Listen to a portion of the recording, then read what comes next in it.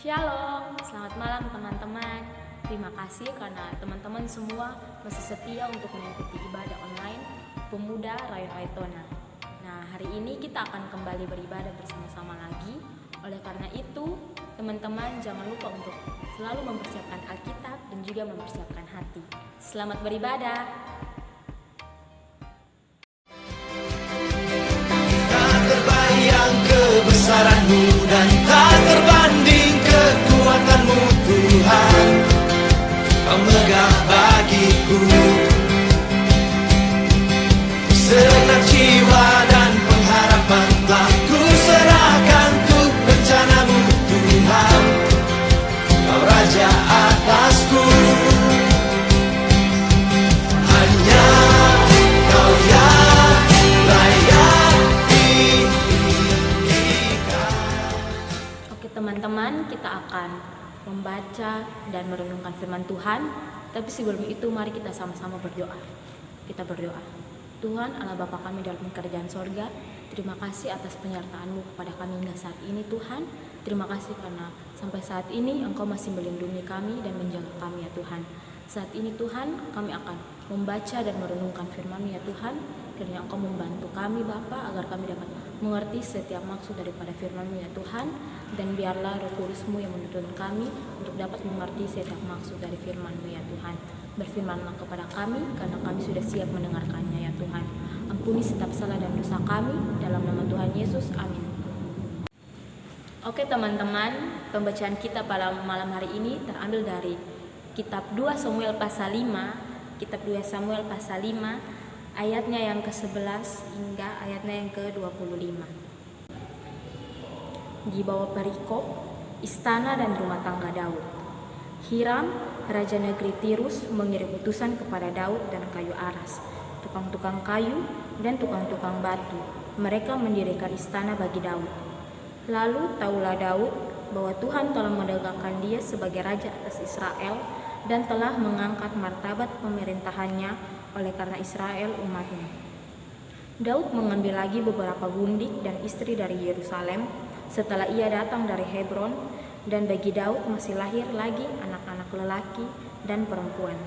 Inilah nama anak-anak yang lahir bagi dia di Yerusalem: Syamua, Sobab, Nathan, Salomo, Ibar, Elisua, Nefek, Yafia, Elisama, Eliad, dan Elifelet. Daud memukul kalah orang Filistin. Ketika didengar orang Filistin bahwa Daud telah dirapi menjadi raja atas Israel, maka majulah semua orang Filistin untuk menangkap Daud. Tetapi Daud mendengar hal itu, lalu ia pergi ke kubu pertahanan. Ketika orang Filistin itu datang dan memencar di lembar Efraim, bertanyalah Daud kepada Tuhan, "Apakah aku harus maju melawan orang Filistin itu? Akankah kau serahkan mereka ke dalam tanganku?" Tuhan menjawab Daud, "Majulah, sebab aku pasti akan menyerahkan orang Filistin itu ke dalam tanganmu." Lalu datanglah Daud di Baal Perasim dan memukul mereka kalah di sana. Berkatalah ia, "Tuhan telah menerobos musuhku di depanku seperti air menerobos." Sebab itu orang menamakan tempat itu Baal Perasim.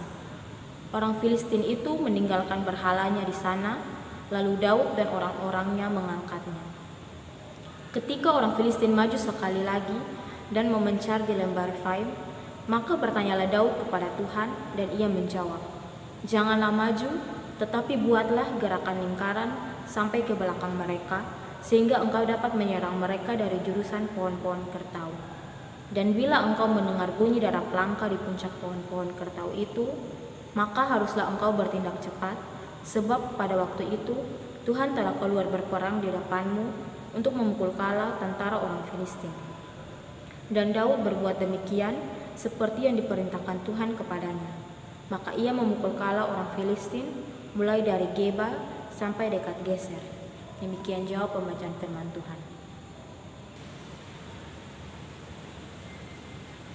Tema kita pada malam hari ini ialah memperhatikan kehendak Tuhan.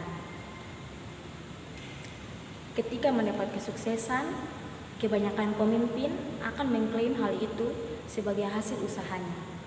Namun, tidak banyak juga beberapa pemimpin yang berhasil dan kemudian dengan bangganya mengakui bahwa kesuksesan yang ia dapatkan adalah pemberian dari Tuhan. Dalam kitab 2 Samuel pasal 5 ayat yang ke-11 hingga ayat yang ke-25 mengisahkan tentang bagaimana seorang raja yang bernama Daud yang memiliki kekuasaan yang semakin besar. Kerajaannya semakin kuat dan juga Daud semakin yakin bahwa Tuhan telah mengukuhkannya sebagai raja atas Israel dan telah mengangkat martabat pemerintahannya. Itu terdapat dalam pasal ayat yang ke-11 hingga ayat yang ke-12.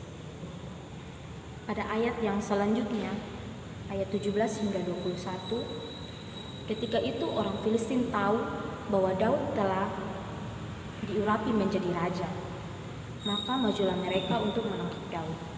Namun, Daud mendengar hal tersebut dan pergi ke kubu pertahanan. Ketika ia pergi, di sana dia bertanya kepada Tuhan apa yang harus ia perbuat. Ini menunjukkan bahwa Daud memperhatikan dengan sungguh-sungguh petunjuk dan kehendak Tuhan, sehingga ia berhasil untuk memukul kalah orang Filistin. Dalam ayatnya yang ke-22 hingga ke-25, orang Filistin kembali menyerang Daud untuk kedua kalinya. Dan di saat itu juga, Daud tetap memohon dan memperhatikan dengan sungguh-sungguh petunjuk Tuhan. Akhirnya, ia berhasil dan menang, dan orang Filistin berhasil diusir keluar. Dari kisah Raja Daud ini, ketika kita ingin memperhatikan petunjuk atau kehendak Tuhan dengan sungguh-sungguh, yang harus kita lakukan ialah yang pertama, kita harus rendah hati. Mengapa kita harus rendah hati? Ketika kita memiliki sikap rendah hati, artinya kita mau untuk mempercayakan setiap rencana dan kehendak Tuhan dalam kehidupan kita, dan tidak berusaha untuk mengatur hidup kita sesuai dengan kehendak kita saja. Yang kedua, mengubah pandangan dan menundukkan diri untuk mau dipimpin dan dikendalikan Tuhan. Ketika kita meminta Tuhan untuk memimpin kita dan mengendalikan kita, itu berarti kita mempercayakan seluruh kehidupan kita itu hanya untuk Tuhan. Dan ketika kita ingin mencapai sebuah kesuksesan, yang perlu kita lakukan adalah kita harus memperhatikan setiap kehendak Tuhan. Kita harus benar-benar tahu apa yang Tuhan mau untuk kita ke depannya. Jangan kita hanya mau memperhatikan kehendak kita sendiri, dan kita mau untuk tetap memperhatikan ego kita daripada kita memikirkan tentang bagaimana kasih Tuhan dan penyertaan Tuhan dalam kehidupan kita. Nah, dari firman ini kita bisa belajar bahwa ketika kita menaruh setiap harapan kita kepada Tuhan, yang perlu dilakukan ialah kita harus mengerti setiap kehendak Tuhan dalam kehidupan kita. Bagaimana cara kita untuk mengerti? Yaitu dengan kita meminta pertolongan Tuhan. Kita meminta pertolongan Tuhan karena kita tahu bahwa hanya Tuhanlah satu-satunya penolong yang sejati, penolong yang dapat menolong kita dalam keadaan apapun. Ya, demikian renungan yang dapat saya bagikan. Amin. Oke teman-teman, sebagai bentuk respon daripada kita telah mendengarkan firman Tuhan, mari kita menghadap Tuhan dalam doa. Kita berdoa.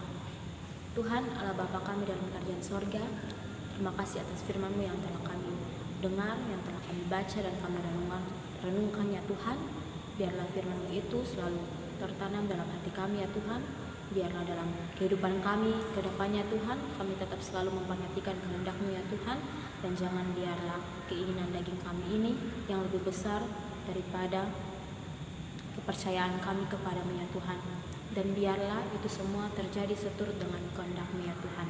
Terima kasih Tuhan, ampuni setiap salah dan dosa kami, dalam nama Tuhan Yesus, amin.